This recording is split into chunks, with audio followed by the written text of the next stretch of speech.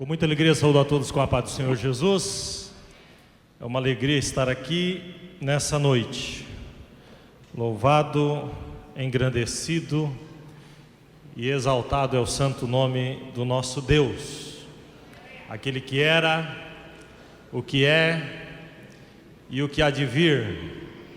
Aquele que está no nosso meio nessa noite. Já podemos sentir a sua presença nesse lugar. O mesmo Jesus que está aqui comigo, está aí contigo. Quem já sentiu a presença dele nesse lugar? Vou lhe pedir para ficar de pé por um instante. Enquanto o coral vai descendo, nós queremos fazer mais uma vez o agradecimento, maestro, coral, orquestra, pastor Jorge Amorim, pastora Miriam, pastores desta igreja, que a gente tanto ama. Ontem eu li o Salmo 100, versículo 3, e hoje eu vou ler o mesmo Salmo, o mesmo capítulo de número 100, o verso 3.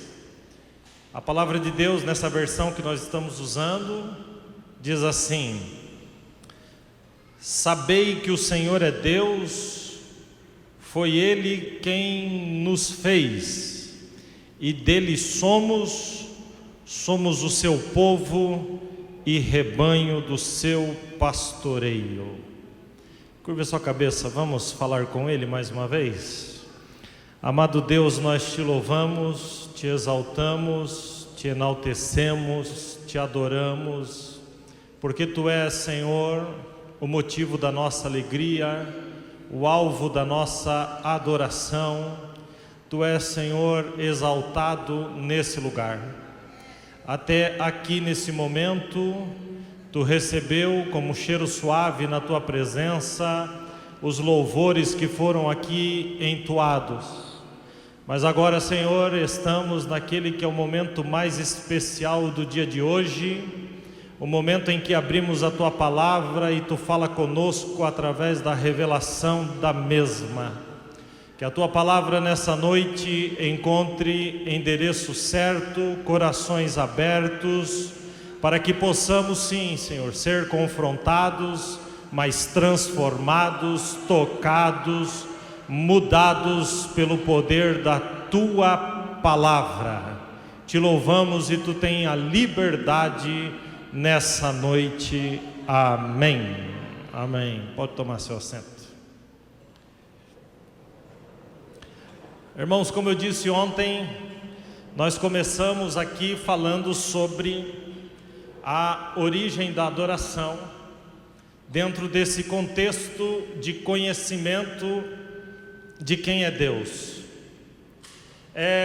A parte do versículo que eu peguei ontem é: sabei que o Senhor é Deus, e falamos ontem sobre a parte que diz: foi Ele quem nos fez. Hoje eu quero falar sobre: sabei que o Senhor é Deus e dele somos. Quem aqui é do Senhor pode levantar a mão para o céu e dar um glória a Deus. Irmãos, quando a gente olha para a Bíblia Sagrada dentro desse contexto de adoração, a gente entende claramente que existe uma fonte inesgotável na palavra de Deus dentro desse assunto. Dentro da adoração, o próprio Senhor Jesus, em Marcos capítulo 7, versículos 6 e 7, dentro desse tema, ele põe um abismo entre lábios e coração. Ele olha para os fariseus e diz: esse povo me adora com os lábios, mas o seu coração está longe de mim. O próprio Jesus diz: em vão, porém, me adoram, ensinando doutrinas que são mandamentos de homens. Esse versículo ele é tão profundo no quesito de adoração, que toda a adoração, seja ela qual for, seja através de um instrumento musical, através da voz de um coral, através de uma mão levantada glorificando a Deus, toda adoração genuína, toda adoração pura, ela não é produto de seres humanos, mas é produto do Espírito Santo dentro de um coração contrito, aberto, arrependido, salvo, resgatado e transformado. Quando Jesus põe esse abismo entre lábios e coração, entre aquilo que produzimos aqui na garganta e aquilo que vem de dentro do coração, nós entendemos que Ele apenas estava confirmando o que a própria Bíblia nos ensina. Existem princípios na adoração bíblica que não podem ser quebrados. A Bíblia diz, e esse é o princípio principal, a Bíblia diz em Efésios capítulo 1, versículo 12, que nós somos feitos, ou fomos feitos, herança com Jesus, para o fim de sermos para louvor e adoração da sua glória. Esse versículo, Paulo diz que a adoração não é algo passageiro, porque Paulo diz, para sermos. Resumindo, eu não adoro a Deus somente quando a orquestra toca, eu não adoro a Deus somente quando o coral canta, eu não adoro a Deus somente quando eu venho à igreja, eu sou um adorador. Então eu adoro segunda, eu adoro terça, eu adoro indo para o trabalho, voltando do trabalho, indo para a escola, voltando da escola, dentro da minha casa, na rua, na vizinhança, porque eu sou um adorador. Adoração é mais do que um momento específico, adoração é um estilo de vida. Eu adoro a Deus em todos os momentos. Veja, irmãos, que a nossa adoração, ela está vinculada à revelação que temos da nossa liberdade em Cristo Jesus. O diabo, ele conhece tanto a adoração, como eu disse aqui ontem, ele sabe tanto dessas coisas, que ele vive lutando, trabalhando, imaginando, tramando para que você não adore a Deus. Quando eu olho para o Velho Testamento, eu consigo entender exatamente como Satanás trabalha para que você não adore a Deus. Quando olhamos para a Bíblia Sagrada, em Êxodo, no capítulo de número 3, quando Deus chama Moisés, e nesse mesmo texto, Êxodo capítulo 3, no chamamento de Moisés, Deus diz assim para Moisés: você chegará diante de Faraó, preste muita atenção, redobre a sua atenção. Você chegará diante de Faraó e vai dizer a Faraó: o Senhor Deus dos Hebreus nos encontrou. Ontem eu disse que Deus procura, hoje eu prego que Deus já nos encontrou. Onde estão os adoradores nessa noite? Diga para Faraó, Moisés, que Deus, o Deus dos Hebreus, nos encontrou e que agora nos deixa ir caminho de 3 dias para que sacrifiquemos ao Senhor no deserto. Escute o que eu vou dizer.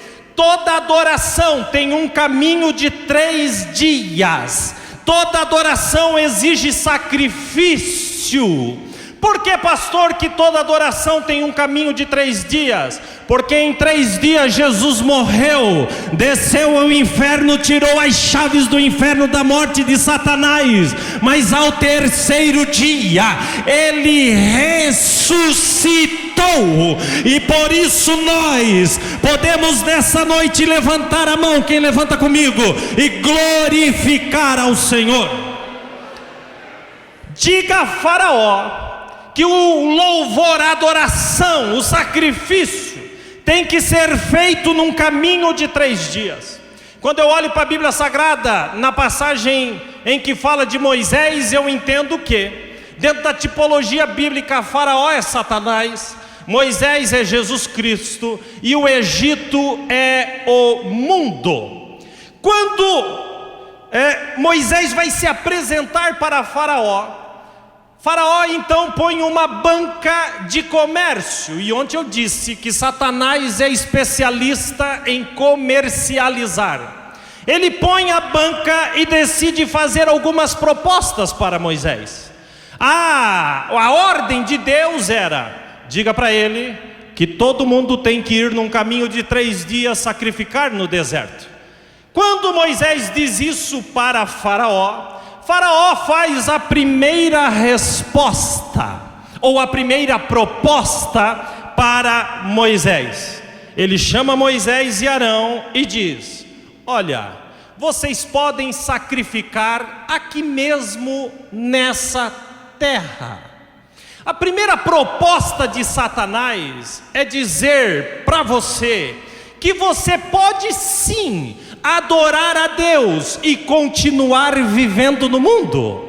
A primeira proposta de Satanás é que você pode sim vir à igreja, participar dos cultos e continuar levando desta forma. Mas eu quero lhe dizer que Cristo não morreu apenas para perdoar os teus pecados, mas Cristo morreu para libertar você do mundo.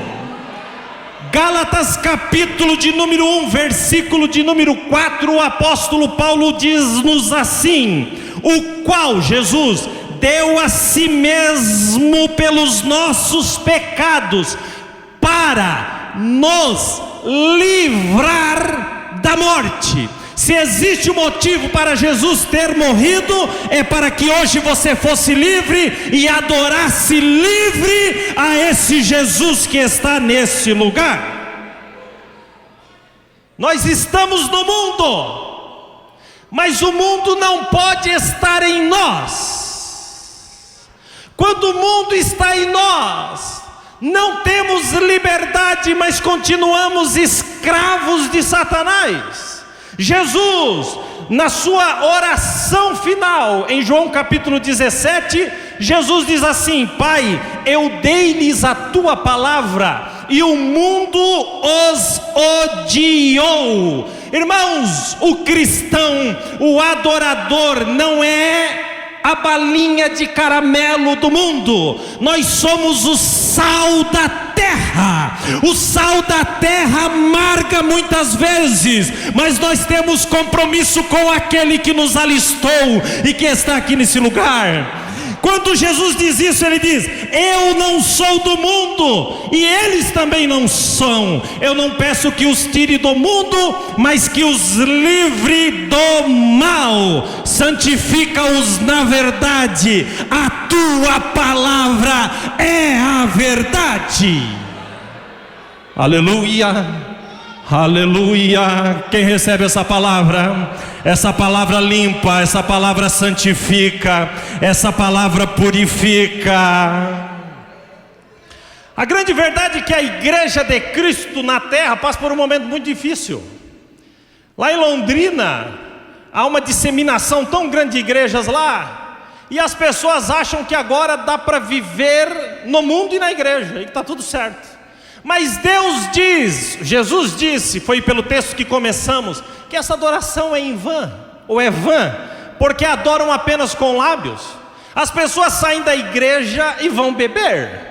As pessoas saem da igreja e vão fumar. As pessoas saem da igreja e vão para motéis. As pessoas saem da igreja como se nada tivesse acontecido. Mas Jesus ainda está aqui. Nessa noite cadeias serão quebradas nesse lugar. Eu sinto isso pelo Espírito Santo de Deus. E você vai levantar a mão ainda nessa noite para adorar a Cristo em liberdade na presença dEle. O evangelho ainda continua sendo um evangelho de transformação. Quem vive esse evangelho, dê um glória a Deus aí. Deus nos lava, Deus nos limpa. Você pode se emocionar, você pode chorar, mas se você não viveu a transformação de Jesus Cristo, essa adoração é vã. Mas nessa noite fique tranquilo, porque aquele que nos livra, que nos liberta, que quebra cadeias, Ele está aqui nesse lugar. Quem já está sentindo a presença dEle? Aleluia. A primeira proposta de Satanás é: adora aqui mesmo. Você não precisa sair do mundo, você não precisa seguir regras de igreja, esse negócio de irmãos, para com isso. Essa é a primeira proposta de Satanás. Mas Moisés vira para ele, e eu quero que a nossa voz seja a voz de Moisés nessa noite. Moisés diz para ele: não aceito. O meu Deus disse que a adoração passa por um caminho de 3 dias, pelo sacrifício no deserto. Eu não aceito a tua proposta. Então Satanás diz: opa, peraí, esse vai ser difícil, porque tem uns que são bem fáceis. Esse vai ser difícil, mas eu vou mandar a segunda proposta, e ele não vai ter como fugir, ele não vai recusar. Então Faraó chama e diz assim: quem quer ir?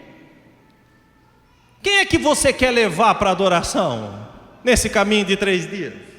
Moisés vai responder: havemos de ir com os nossos jovens.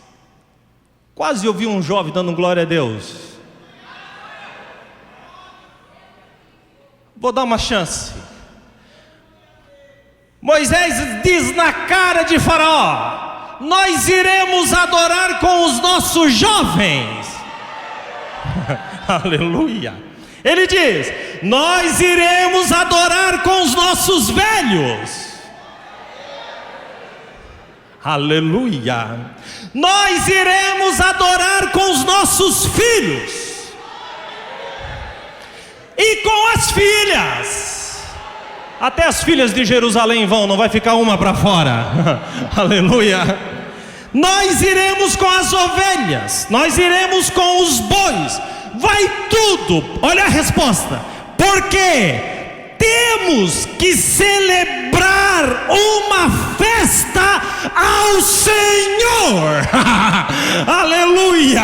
Irmãos, esse lugar é uma festa nessa noite, porque aqui se levanta adoradores nesse lugar. Aí Satanás olha e diz assim: libera os homens. Aí Moisés olhou e disse: os homens? Mas só os homens? É, só os homens. Vocês não precisam ir com as suas famílias. Vão somente alguns. Saia da escravidão, mas deixe a sua família. Irmãos, eu acho interessante porque tem crente voando alto e desistiu de orar por determinadas pessoas da sua própria família. Onde está escrito isso na Bíblia?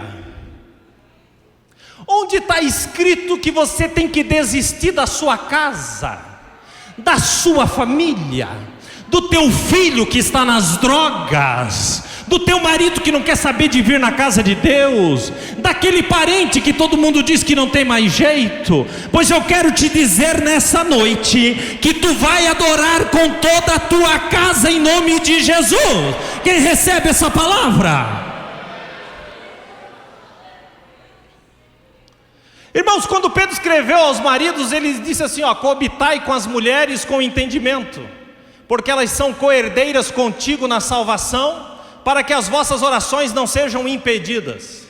Se Pedro escreveu isso, e ele está me dizendo que briga de casal impede a oração, eu também afirmo que briga de casal impede a adoração.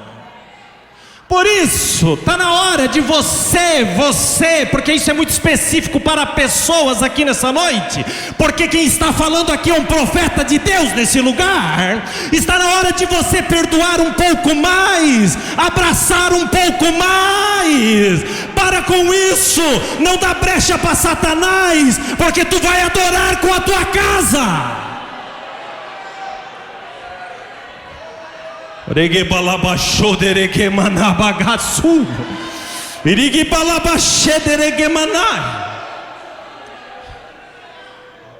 Dos sinais de um grande avivamento, ou o maior sinal de um avivamento, é a restauração familiar.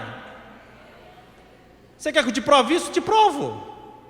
No dia do Pentecostes, quando o Espírito Santo foi derramado, Pedro levantou e disse assim: isso é o que foi dito pelo profeta Joel: nos últimos dias derramarei do meu Espírito sobre toda a carne. Ninguém vai escapar nessa noite de sentir a presença de Deus aqui.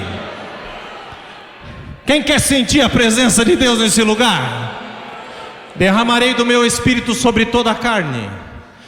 Quem é pai aqui? Levanta a mão. Recebe essa palavra em nome de Jesus. vossos filhos, vossas filhas profetizarão. Você tem feito tantos planos para os teus filhos, mas esse é o maior, é o melhor, é o que tem de mais sublime na terra. Vossos filhos e filhas profetizarão, vossos jovens terão visões, vossos velhos sonharão sonhos, e até sobre os meus servos, levanta a mão aí, e as minhas servas, derramarei do meu espírito, e profetizarão. Quem está sentindo a presença? Ah, irmão, mas eu estou sentindo uma glória de Deus nesse altar. É que hoje eu sou um pouco mais experiente, viu? Eu sei me controlar, senão eu já tinha corrido naquela porta e voltado, porque a glória de Deus está nesse lugar. Você servirá a Deus com a sua família. Você será como Josué, no capítulo 24 e 15. Eu não sei o que vocês vão fazer. Eu e a minha casa serviremos ao Senhor. E eu digo para os meus filhos e para minha esposa: nós serviremos ao Senhor. E se algum deles desviar, eu vou colocar a minha cara no pó e não levanto até que eles entrem por aquela porta e se entreguem para Jesus. Eu não desisto. Não desista. Não desista. Vamos juntos. Eu e minha casa serviremos ao Senhor.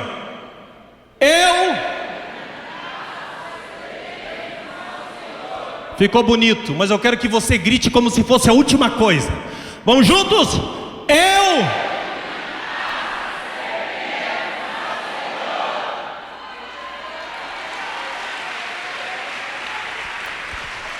O diabo não tem poder sobre a sua família, não tem poder sobre o teu casamento, não tem poder sobre os seus filhos. Receba essa palavra em nome de Jesus e adore a Deus nessa noite. Aleluia, aleluia, aleluia, aleluia.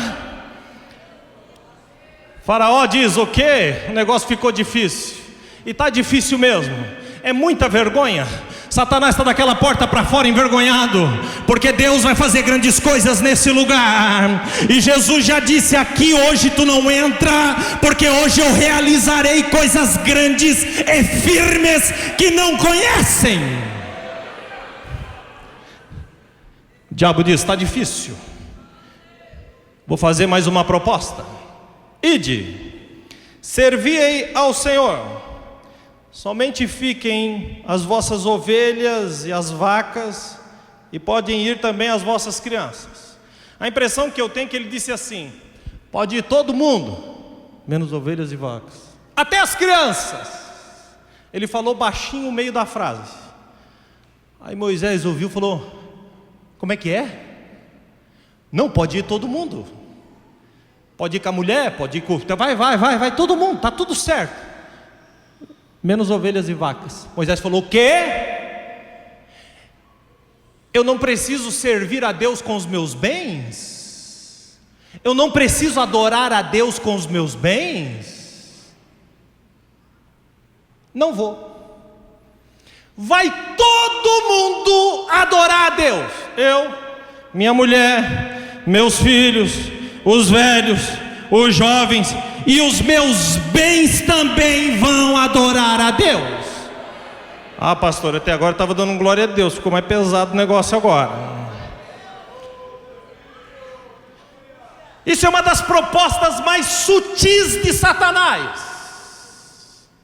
porque não somente você adora a Deus dentro da tua casa, não somente os teus filhos adoram a Deus, não somente a tua família, mas o teu computador também adora a Deus. A tua vestimenta também adora a Deus. Tudo que é teu tem que adorar a Deus. E eu percebo, porque eu sou pastor de igreja também, e eu percebo a luta que existe dentro da casa de Deus. Eu vou ser bem específico aqui. nesta área, depois eu vou mudar um pouco. Mas eu sou impulsionado a isso. As pessoas acham que quando desligam o computador, o pecado foi perdoado. Quem foi que disse isso? As pessoas ficam como Adão, aquilo que eu disse ontem, no mais absoluto silêncio, sem poder de resposta para as tentações de hoje. As tentações de hoje, elas são propostas por Satanás porque não deixam rastro. Mas existe um que tem os olhos como chama de fogo. Ele conhece todas as coisas. E mesmo que a tua família não saiba, ele sabe. Pastor, estou sentindo um frio na barriga. Mas o frio na barriga não é de medo. O frio na barriga é porque Jesus vai te pegar nessa noite e te libertar disso.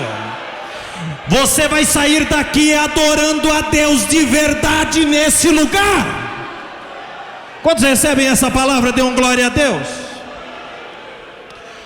Outra coisa que eu percebo, pastor Jorge, pelo menos lá, é que é uma dificuldade de fazer as pessoas entenderem isso que o senhor disse aqui nessa noite, que quando abençoamos, ofertamos, dizimamos, o maior beneficiado não é a igreja, não é pastor, e não é nem o Senhor, é você. A palavra adoração no Novo Testamento, a primeira vez que aparece a palavra adoração, está lá em Mateus capítulo 2:11. Sabe o que está escrito lá? Está escrito que quando Jesus nasceu vieram os magos, e a Bíblia diz assim: e o adoraram, abriram os seus bens e deram ouro, incenso e mirra. A primeira vez que a adoração surge no Novo Testamento, está dizendo assim, ó: nós viemos te adorar, mas não só a gente, os nossos bens também, ouro, mirra, incenso, tudo é teu. Vocês acham que isso está escrito ali por acaso? Isso é um princípio de adoração. E aí as pessoas não entendem, porque a gente como pastor fala disso, e as pessoas pensam assim: ele está querendo dinheiro. A gente fala disso, ele pensa assim: ele está de olho no dinheiro, aí é o dinheirista. Mas se eu tivesse um machado espiritual para abrir a sua cabeça e colocar algo aí dentro agora, eu diria para você que a adoração, a oferta é aquilo que mais te aproxima de Deus, por incrível que pareça. Esses dias atrás me fizeram a mesma pergunta: pastor, você é daquela igreja que o senhor dá 10%? O senhor dá 10% para Deus lá? Eu falei: não. Mas na sua igreja lá não tem um negócio lá que você tem que dar 10% para Deus? Eu falei: não. Eu acho que eu vou para lá então. Vamos. Lá eu dou tudo. Tudo é dele. Apenas um sinal da minha fidelidade é o 10%. Mas não pensa que é só 10 não. É tudo. Eu não adoro sozinho, eu adoro com todos os meus bens. A mulher Cirofenícia, onde você vai se encaixar nessa história? Quando ela, a mulher do vaso de alabastro, quando ela quebra, derruba um unguento, Judas estava de longe e falou assim: que desperdício. Que desperdício. Sabe por quê?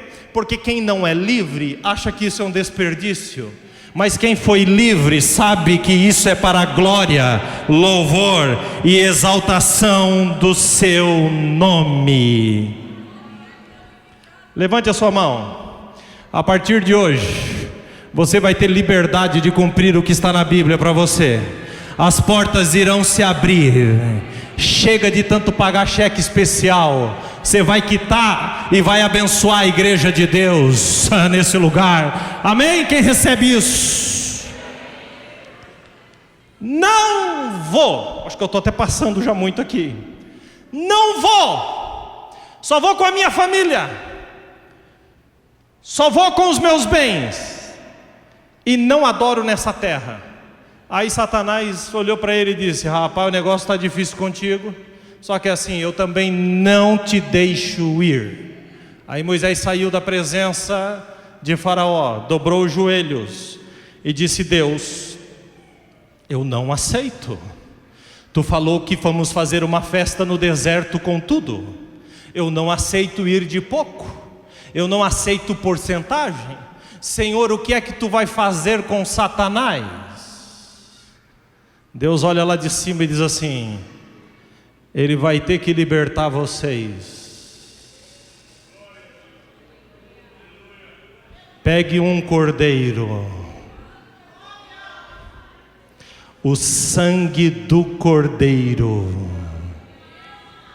fará com que as correntes de Satanás caiam e vocês me adorem num caminho de 3 dias. Pega o cordeiro. Êxodo capítulo 12. Eles pegam o cordeiro, e isso tem tanta simbologia. Em Êxodo capítulo 12, no versículo 3 diz assim: é um para cada família. Irmão, não tem mais Jesus na minha casa do que na sua. Não tem mais Jesus na casa de pastor do que na casa de irmão. O Senhor é o mesmo para todos. Ele não morreu mais por mim do que por você. Ele morreu por todos nós de uma única vez. Um cordeiro para cada família. O cordeiro não pode ter defeito. Quando Jesus foi apresentado para Pilatos, Pilatos olhou para Jesus e disse: não vejo nele defeito algum. Era profético. Ele está pronto, sem defeito, para ser sacrificado no seu lugar, para que hoje você fosse livre. No versículo 6 diz assim: você vai imolar o cordeiro no crepúsculo da tarde. Em Mateus 27 diz que houve trevas sobre a terra, e na escuridão da tarde o meu Jesus morreu por você, porque Ele é o Cordeiro de Deus que tira o pecado do mundo. Eu quero que você entenda o que eu estou pregando. Deus olha e diz assim: o cordeiro foi morto? Foi. Toma posse do sangue do cordeiro. Tomei, Senhor, e agora? Vai na porta da tua casa e passa o sangue nos umbrais da tua porta, porque ali não haverá morte. Tome posse do sangue do cordeiro nessa noite. Eu tinha 16 anos, eu cheguei de uma balada, bêbado, 3 horas da manhã. Quando eu entrei dentro da minha casa, a minha mãe estava orando. Eu disse: ah, meu Deus do céu, ela está orando. Ela estava passando sangue nos umbrais, dizendo: filho meu não, filho meu não, filho meu não. Aí eu fui e meti a cara dentro da porta que ela estava passando. Eu falei: caí na rede. Ela chegou perto de mim, eu deitei. E ela disse: eu posso orar por você? Eu falei: não, mãe, não para com isso. Não, eu vou orar aqui baixinho, aqui nos teus pés. E ela começou a orar, eu virei para a parede. E começou a me dar uma vontade de chorar. Eu falei: se eu der uma puxada, ela vai se tocar que eu estou chorando e não sei onde que isso vai parar. Mas eu não aguentei. Eu comecei a chorar. Quando ela me ouviu, eu conheci minha mãe. Ela deu um pulo, falou: filho! Tu não é de Satanás. Tu estás junto comigo, filho. Nós vamos sacrificar a caminho de 3 dias, filho. Eu comecei a chorar. E ela disse: volta. Eu disse: volto, chorando. Me joguei no chão. Fui curado da cachaça na hora. Pá, fui curado. E ela diz: escreve de novo o nome dele no livro da vida. Ele é teu. As correntes caíram. Quando as correntes caíram, a minha mãe chegou no meu ouvido e disse assim: recebe o batismo com o Espírito Santo. Eu disse, aí é demais, não dá, eu estou voltando agora, já vou receber o batismo. Ela disse, recebe o batismo com o Espírito Santo. O Espírito Santo será derramado sobre os nossos filhos. Eu falei língua estranha das 3 às 7 da manhã. E eu estou aqui nessa noite porque aquela mulher decidiu passar o sangue nos umbrais da porta. Tome posse do poder do sangue de Jesus. Aleluia. Coloca o calçado nos pés, cingido pelos lombos, cajado na mão e come depressa. Meu irmão, chega de deixar para amanhã. Jesus tem pressa. Ele te espera para a adoração. Então o anjo passou. Todo primogênito morreu, mas na casa onde tinha o sangue nas portas, todos viveram e estavam prontos para a adoração. Aí Faraó manda chamar Moisés e diz: sai daqui,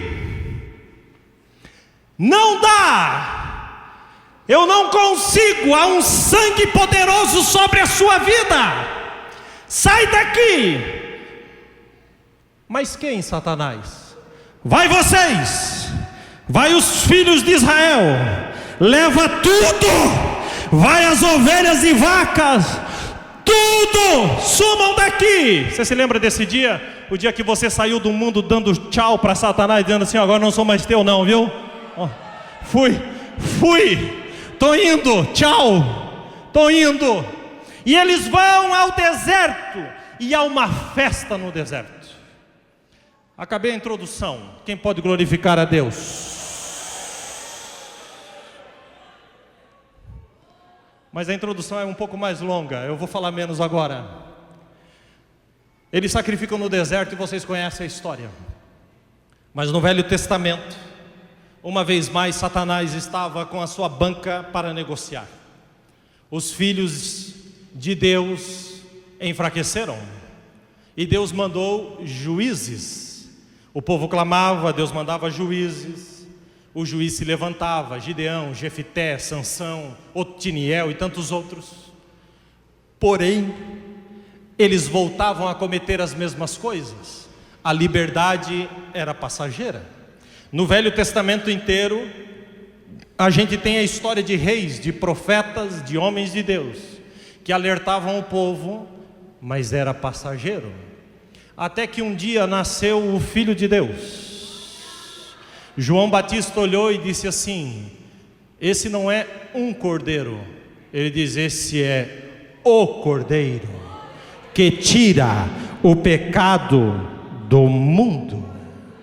Pedro, escrevendo na primeira carta, capítulo 1, 18 e 19, ele diz assim: sabendo que não foi com coisas corruptíveis, como ouro e prata, que fostes resgatados da vossa vã maneira de viver, que por tradição recebeste dos vossos pais. Escuta agora: mas pelo precioso sangue de Jesus, como um cordeiro imaculado e incontaminado. Jesus vem a esta terra. O Senhor começa a pregar, e Ele está pregando para os judeus, e eu acho interessante porque em João 8,31 diz assim, que os judeus que criam nele, quem crê em Jesus? Não é o suficiente, viu? Porque até o diabo crê e estremece. Os judeus que criam nele, e aí Jesus diz assim: se vocês permanecerem na minha palavra, verdadeiramente serei meus discípulos. Aí eles olham para o outro e diz: como é que é? Jesus continua: e conhecereis a verdade, e a verdade vos libertará.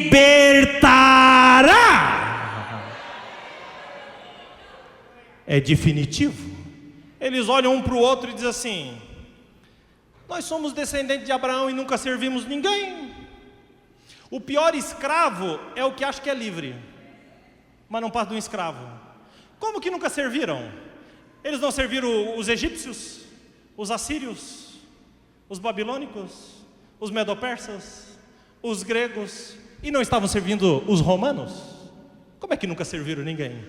Aí Jesus diz para eles assim: vocês estão falando de coisa muito natural, eu vou apertar vocês agora.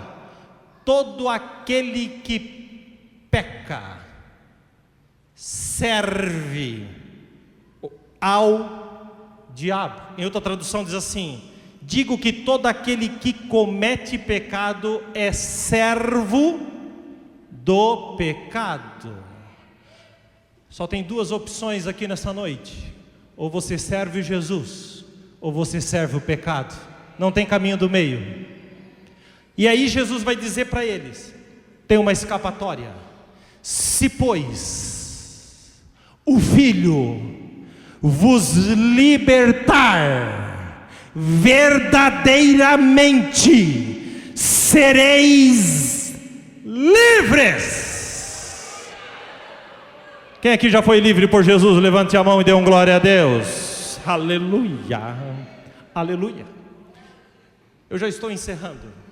A Bíblia diz em 1 João 3,8 que para isto Cristo, grave bem isso e eu vou encerrar. Para isto Cristo se manifestou, para desfazer as obras de Satanás.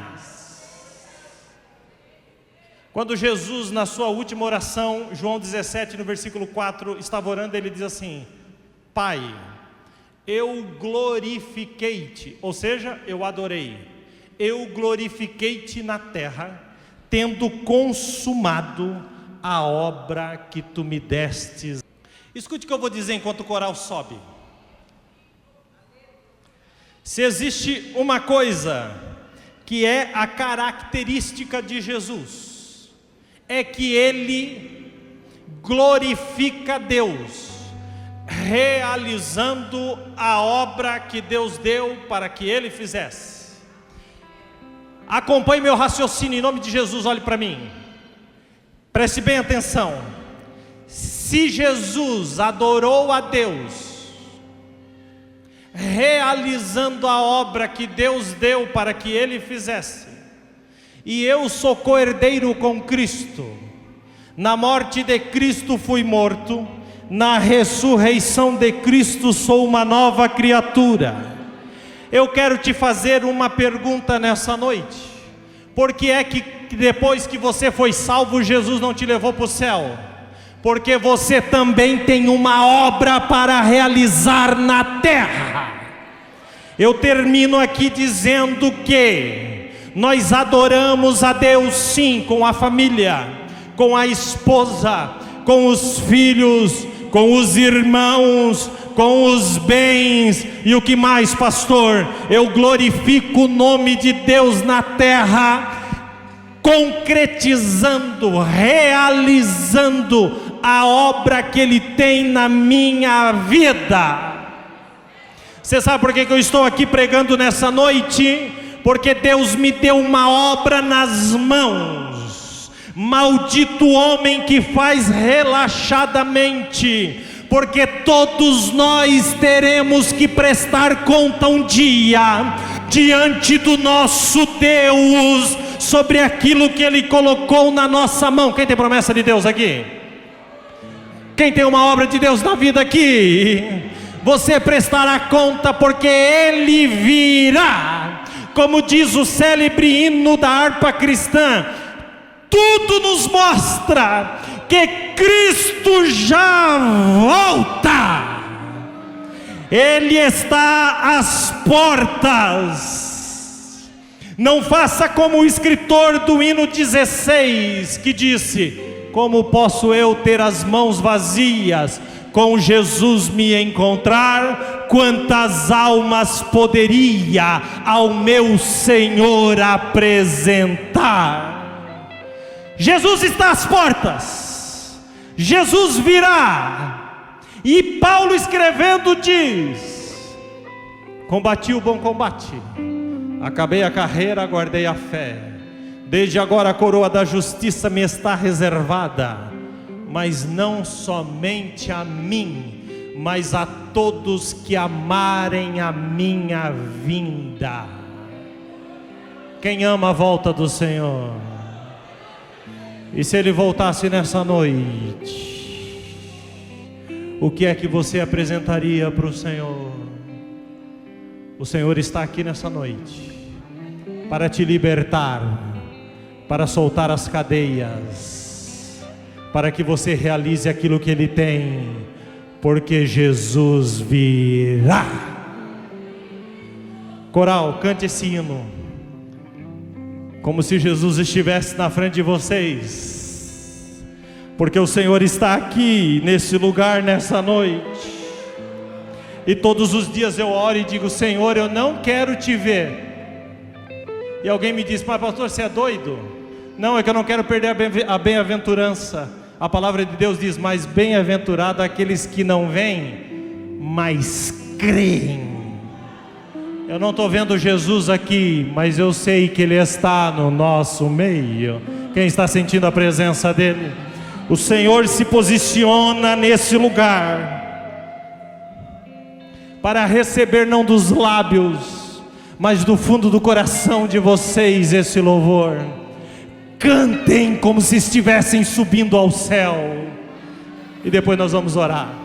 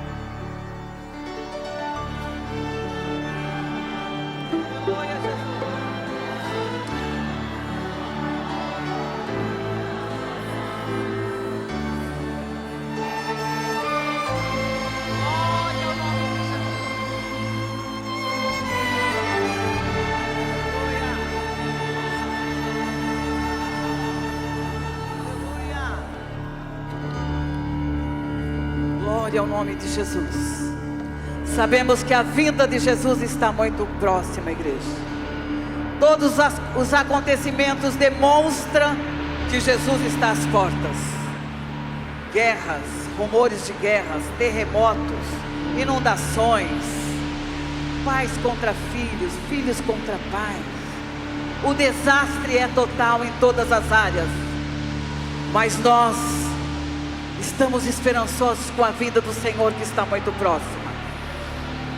Ele mesmo disse que quando nós víssemos estas coisas, que não nos perturbássemos, porque estaria perto a sua vinda, o seu retorno.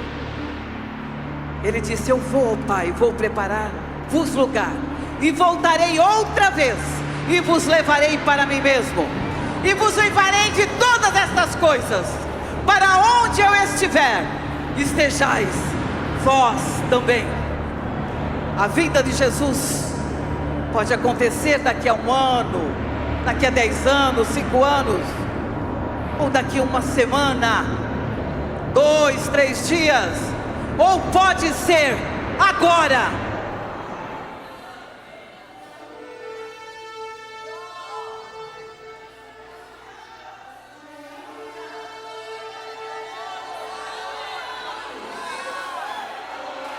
Ora vem, Senhor Jesus.